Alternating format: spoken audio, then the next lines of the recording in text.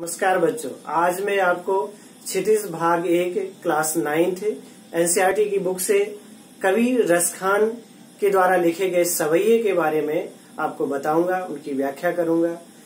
रसखान कवि जिनका जन्म 1548 ईस्वी में हुआ था और उनका देहावसान 1628 ईस्वी में माना जाता है। इनका मूल नाम सैयद इब्राहिम है।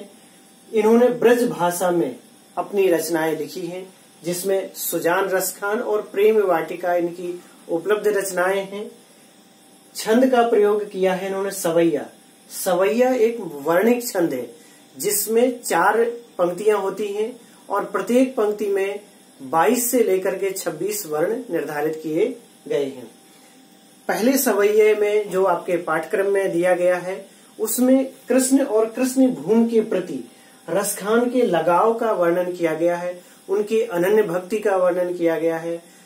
रसखान चाहते हैं कि वो किसी भी रूप में हमेशा इस जन्म में और अगले जन्म में भी यदि उनका किसी भी रूप में जन्म होता है तो वो कृष्ण भूमि से, कृष्ण के जीवन से जुड़ी हुई बातों से वो जुड़े रहें, उनका सानिध्य उन्हें मिलता रहे। तो आइए हम देखते हैं पहला सवैया। मानुष हो तो वही रसखान, बसों ब्रज गोकुल गांव के ग्वारन, जो पशु हो तो कहा बस मेरो, चरो नित नंद की धेनु मझारन। पाहन हो तो वही गिर को, जो कियो हरि छत्र पुरंदर धारन, जो खग हो तो बसेरो करो, मिल कालिंदी कूल कदम्ब की दारन। कवि कहते हैं मानुष हो तो वही रसखान। ये चूंकि ब्रज भाषा में है तो इनकी शब्दावली का मानक रूप भी है और हमने मीनिंग भी लिखी हुई है। मानुष का मतलब मनुष्य है, ग्वारन का मतलब ग्वाल बाल। कवि कामना करता है कि यदि मेरा पुनर्जन्म होगा भविष्य में तो पुनर्जन्म के रूप में मेरा कोई वश नहीं है कि किस रूप में मुझे मेरा पुनर्जन्म होगा। यानी इस जीवन के सदकर्म, इस जीवन के कर्म, इस जीवन में जो उनकी गलतियां होंगी उसके आधार पर ही पुनर्जन्म निर्धारित होगा। तो वो कह रहे हैं कि इसमें मेरा कोई वश नहीं है और न ही मेरी कोई कामना है, लेकिन मैं चाहता ये हूं कि यदि मनुष्य के रूप में मेरा जन्म हो तो बसों ब्रज, बसों माने बसना, ब्रज भूमि में मैं बसना चाहता हूं, क्योंकि ब्रज भूमि, गोकुल, वृंदावन, ये सब का जो क्षेत्र है ये भगवान कृष्ण की लीला भूमि है। तो वो कृष्ण की लीला भूमि में रहना चाहते हैं, जिससे कि उनका सानिध्य मिलता रहे, उनका दर्शन प्राप्त होता रहे और उनकी लीलाओं की अनुभूति हृदय में होती रहे। तो वो ब्रज भूमि में बसना चाहते हैं, गोकुल क्षेत्र में, गांव के ग्वाल बालों के साथ। ग्वारन माने ग्वाल बाल, जो उनके सखा थे, गौचारण करते हुए जो कृष्ण के सखा थे, उन्हीं के बीच में वो बसना चाहते हैं। जो पशु हो तो कहा बस मेरो, वो कहते हैं कि यदि मेरा पुनर्जन्म पशु योनि में हो तो मेरा इसमें कोई वश नहीं है। ठीक है, मैं पशु रूप में भी कामना करता हूँ कि चरो नित्य नंद की धेनु मझारन। धेनु माने गाय, नंद बाबा की गायों के मध्य, मझारन माने मध्य, तो नंद बाबा की गायों के बीच चरना चाहता हूँ।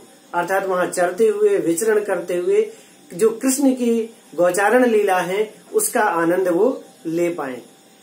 पाहन हो तो वही गिर को, यदि उनका जन्म एक पत्थर के रूप में हो तो क्या करेंगे, तो वो कामना करते हैं। पाहन का अर्थ होता है पत्थर, प्रस्तर इसका तत्सम रूप है। पाहन ब्रज भाषा में और क्षेत्रीय भाषा में है कि पत्थर के रूप में भी यदि मेरा जन्म हो, यानी मान लें कि अगर इस जीवन के कर्म उनके बहुत अच्छे नहीं हैं तो और उन्हें ईश्वर पत्थर के रूप में जन्म देते हैं तो तब भी वो एक ही कामना करते हैं कि उस गिरि का, गिरि माने पर्वत, कौन से पर्वत की बात हो रही है, गोवर्धन पर्वत। यानी कृष्ण ने लीला करते हुए जिस गोवर्धन पर्वत को अपनी उंगली में धारण किया था उस पर्वत का वो हिस्सा बनना चाहते हैं। पुरंदर धारण, हरिछत्र पुरंदर धारण, यानी पुरंदर का अर्थ है इंद्र। आपको इसके बारे में कथा मालूम होगी कि एक बार कृष्ण ने ये गोकुल वासियों को कहा कि हम गोवर्धन की पूजा करें, हम इंद्र की पूजा, जो वर्षा के देवता माने जाते थे, उनकी पूजा को त्याग करके हम गोवर्धन की पूजा करें, क्योंकि हमारी गायों के लिए चारा गाय चारा देने वाला, हमारे लिए लकड़ी, हमारे लिए स्वच्छ वायु देने वाला काम गोवर्धन पर्वत करता है। तो हमें प्रकृति की पूजा करनी चाहिए, हमें पर्वत की पूजा करनी चाहिए। कहते हैं कि इंद्रदेव इससे रुष्ट हो गए और उन्होंने भयंकर बारिश की। तो भगवान कृष्ण ने उस पर्वत को उंगली पर धारण करके संपूर्ण ब्रज क्षेत्र को उस इंद्र के क्रोध से बचाया था। तो कवि यहाँ रसखान कामना करते हैं कि वो उसी पर्वत का हिस्सा बनना चाहते हैं, यदि उनका पत्थर के रूप में पुनर्जन्म हो तो। अंतिम पंक्ति है, जो खग हो तो बसेरों करो। खग मीन्स पक्षी। यदि पक्षी के रूप में उनका जन्म हो तो वो बसना चाहते हैं, बसेरा करना चाहते हैं, रात्रि में वो अपना समय व्यतीत करना चाहते हैं। कालिंदी, कालिंदी का मतलब यमुना। कदम्ब एक वृक्ष है जिस पर कहते हैं कि बैठ करके कृष्ण मधुर बांसुरी बजाया करते थे, तो मधुर ध्वनि में अपनी बांसुरी बजाते थे और ब्रज भूमि को उनके मधुर ध्वनि से आनंदित करते थे। तो कवि कामना करते हैं कि पक्षी के रूप में यदि मेरा जन्म हो तो यमुना के तट पर जो कदम्ब का पेड़ है उसकी डालियों में मैं बसेरा करना चाहता हूँ, जिससे वो कृष्ण की मधुर बांसुरी को सुन सकें, कृष्ण की बाल लीलाओं का दर्शन कर सकें और इस प्रकार से कृष्ण के जीवन से जुड़ी हुई चीजों का आनंद उठा सकें। आप अंतिम पंक्ति में देखेंगे, कालिंदी कूल कदम्ब, कावर्ण की आवृत्ति से अनुप्रास का सौंदर्य, अलंकार का सौंदर्य दिखाई देता है। अनुप्रास अलंकार है कावर्ण की आवृत्ति से। कालिंदी यमुना के लिए है, कदम एक वृक्ष हो गया, कूल माने किनारा। यमुना के किनारे कदम के वृक्ष की डालियों में वो अपना बसेरा करना चाहते हैं। तो इस प्रकार मैंने पहले सवैये की व्याख्या की है आपके लिए। अब मैं आपको दूसरे सवैये की व्याख्या करना चाहूंगा। या लकुटी अरु कामरिया पर राज तिहू पुर को तजी डारो, आठों सिद्धि नवो निधि को के सुख नंद की गाय चराए विसारो। रस खान कबो इन आँखिन सो, ब्रज के वन वाग तड़ाग निहारो। कोट के ये कल धौत के धाम, करील के कुंजन ऊपर वारो। या लकुटी अरु कामरिया पर, लकुटी का अर्थ है लाठी, लकड़ी। कामरिया मीन्स कंबल।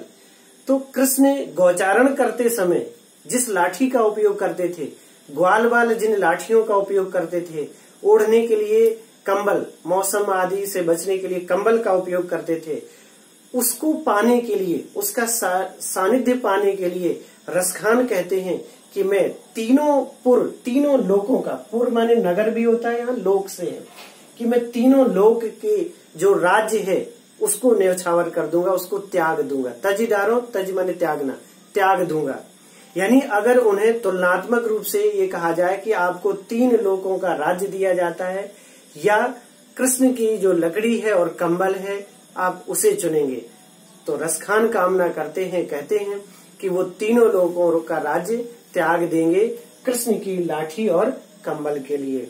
8 सिद्धि नवो निधि के सुख, 8 सिद्धियां मानी गई है। ये प्राचीन काल में ज्ञान का एक मापक है। 8 प्रकार की सिद्धि मानी गई है और 9 निधि, 9 प्रकार की निधियां।